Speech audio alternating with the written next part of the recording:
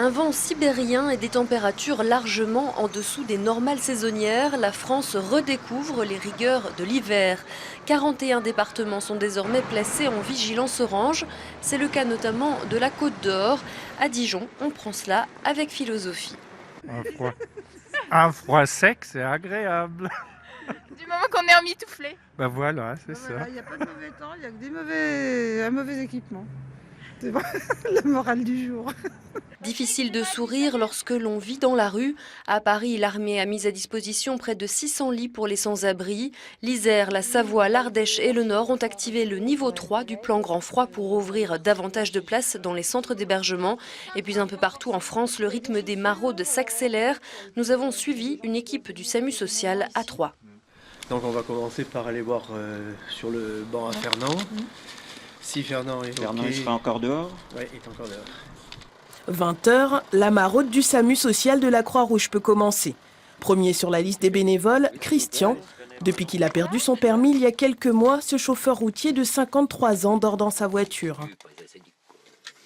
Dans la voiture et puis chaud, j'ai une bonne couverture, j'ai tout ce qu'il faut. En fin de compte, Donc là, c'est juste une boisson chaude, un peu de discussion et après vous repartez. Voilà. L'équipe n'a pas réussi à convaincre Christian de rejoindre un hébergement d'urgence pour la nuit. Et pourtant, avec des températures avoisinant les moins 12 degrés, c'est d'abord leur mission principale. Après Christian, c'est au tour de John. Comme Christian, il connaît très bien l'équipe de bénévoles et au fil du temps, les liens se tissent. Ça fait un moment que je t'ai pas vu, toi, dis donc. Tu dois rouler un soir. Je crois qu'on va après l'amener dans un hébergement, s'il accepte, voilà. Parce que le problème, bien sûr, c'est que chaque fois qu'on propose un hébergement, la personne doit l'accepter ou le refuser, elle est libre de son choix. Voilà. Je sais très bien qu'à cette heure-ci, je suis malade, ça fait 3 jours, j'ai été chez mon médecin traitant pour prendre des médocs pour me faire soigner. Je me dis, ça sert à rien de se faire soigner, sachant que cette nuit, il va faire moins 10 limite. Limite, les traitements, ils vont servir à que dalle parce que je vais redormir au froid. Ça veut dire demain matin, j'aurais peut-être eu chaud toute la nuit. Mais demain matin, je vais me réveiller, il va faire moins 5. Je vous dis, quand vous levez à moins 5, on a plus ou moins frissonné, voilà. Ce soir, John et son chien passeront la nuit bien au chaud dans cette auberge de jeunesse.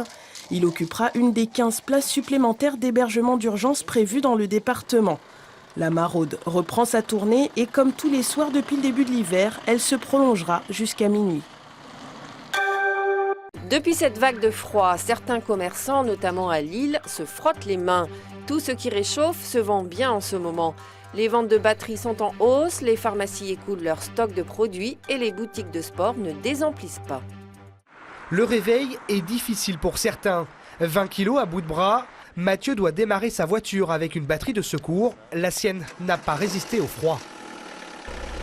On a récupéré une batterie qu'on nous a gentiment prêtée et avec les câbles, on a pu démarrer alternativement la voiture. C'est pas la première fois. La deuxième depuis cette semaine. Et c'est bien connu, le malheur des uns fait le bonheur des autres. Dans ce garage, plus de clients qu'à l'accoutumée, les ventes de batteries n'ont visiblement jamais été aussi bonnes. Depuis le début de semaine, on tourne quand même en moyenne entre 5 et 10 batteries par jour, qui est quand même pas mal, quoi. C'est plus que la normale. Tout à fait. Une arrivée du grand froid qui dope le chiffre d'affaires. Cette pharmacie a tout prévu pour pallier la rupture de stock de ses produits phares. Ça booste les ventes énormément. C'est vrai qu'on avait commandé pas mal de crèmes pour les mains, stick-lèvres en rapport aux ventes de l'année dernière. Et l'hiver commence finalement très tard. Donc c'est vrai que là, ça nous permet de booster les ventes. On a pas mal de stock. Dans cette grande surface de vêtements de sport, bonnets, gants, moufles et mitaines ont la cote. Placés à l'entrée du magasin, tout est fait pour donner le déclic aux consommateurs. Alors en effet, on a des achats d'impulsion sur le froid, un achat de besoin. On a besoin de se réchauffer, on vient chercher des gants, des bonnets, des chaufferettes. Mais c'est vrai que la vague de froid ici vient créer un énorme pic qui vient multiplier jusqu'à 4 nos ventes sur la boutique en centre-ville.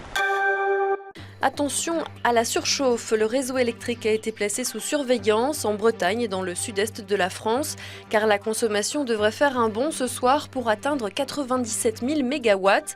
Dans le Var et les Alpes-Maritimes, une alerte orange éco-watt a même été lancée. Cette région est alimentée par une seule ligne 400 000 volts, donc une fragilité structurelle du réseau de transport d'électricité. Donc c'est la région à risque en cas de forte consommation.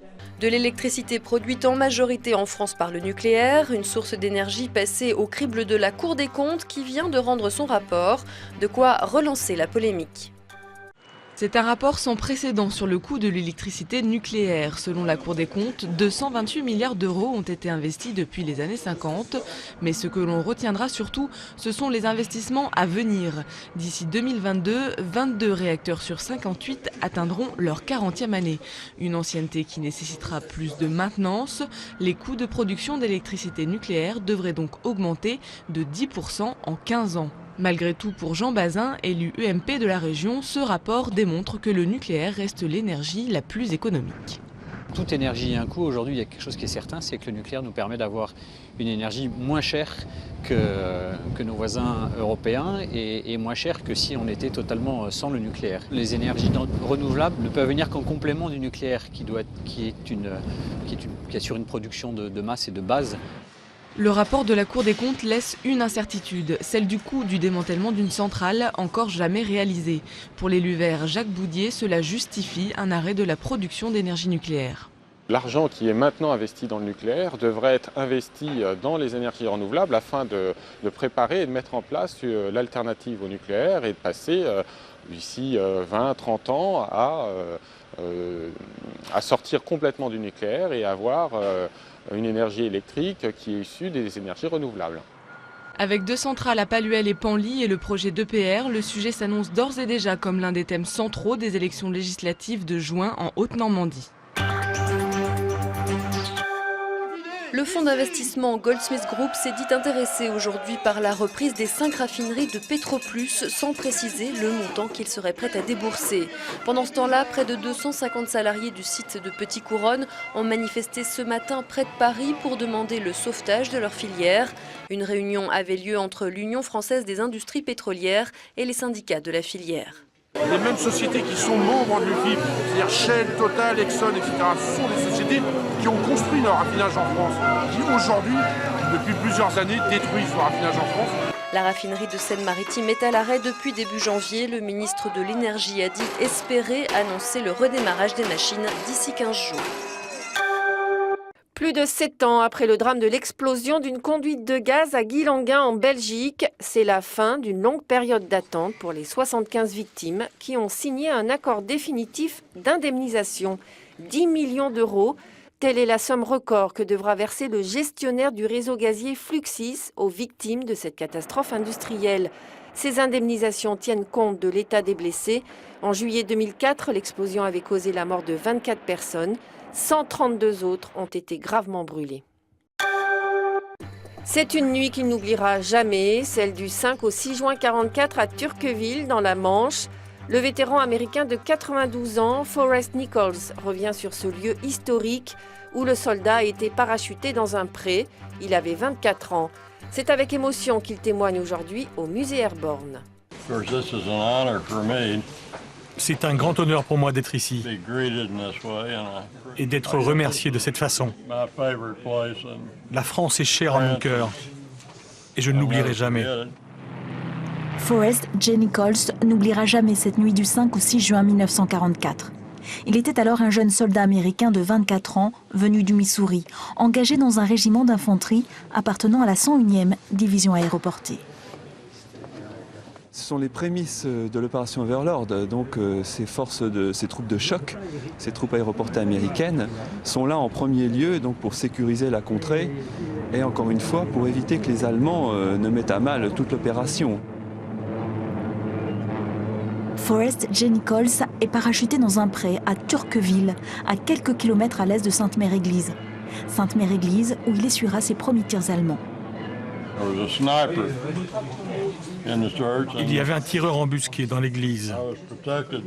J'ai été protégé par un muret et quand le type a tiré, la balle a touché le mur et non ma tête. Et si aujourd'hui encore, il a fait le voyage depuis la Floride, c'est que Forrest J. Nichols voulait partager cette histoire avec ses proches, la transmettre à son fils et honorer la mémoire de tous ses camarades tombés sur le sol normand.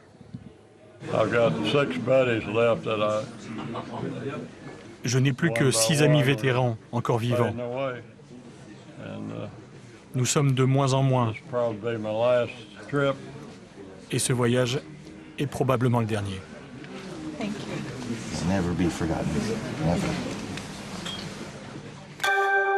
La Grande Guerre a laissé des traces dans le paysage français. Ces lieux symboliques pour l'histoire et la mémoire nationale pourraient un jour se voir labellisés patrimoine mondial de l'UNESCO.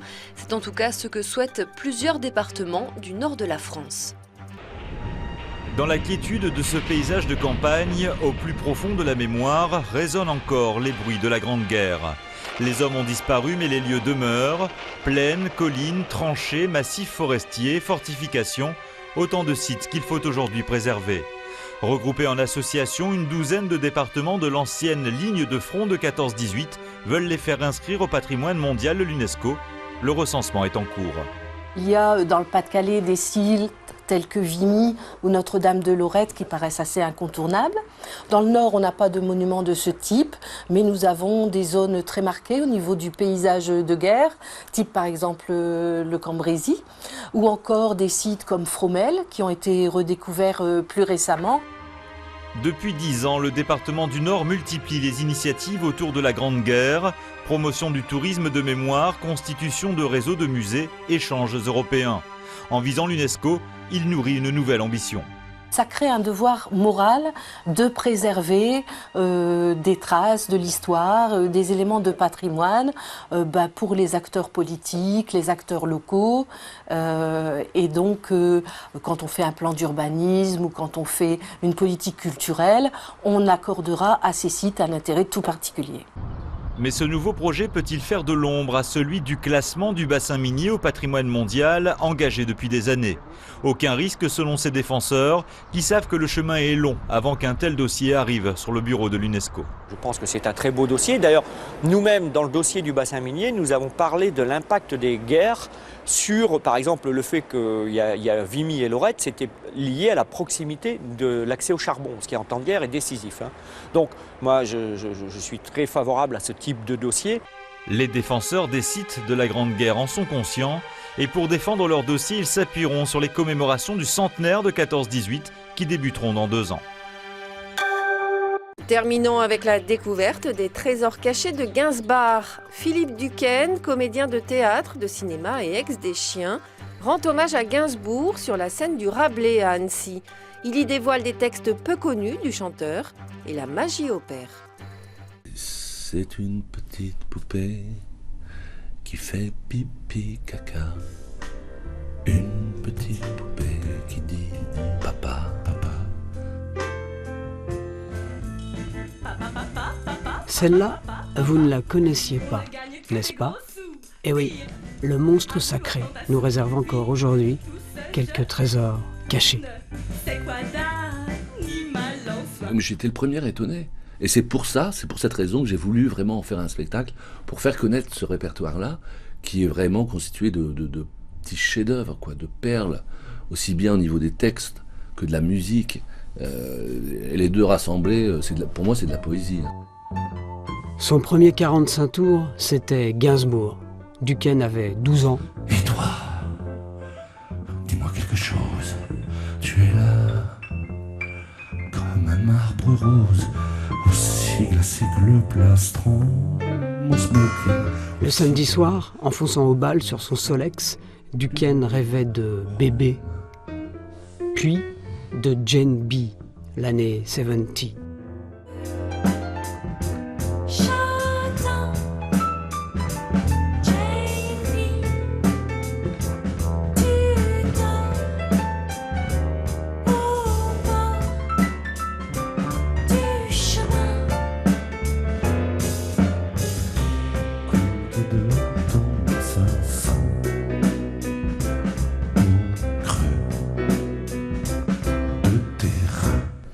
J'ai l'impression de le voir, tout en le faisant. Ça, c'est très agréable. Les filles n'ont aucun dégoût. J'ai qu'une sale gueule, je suis qu'un voyou. Mais elles se pendent toutes à mon cou.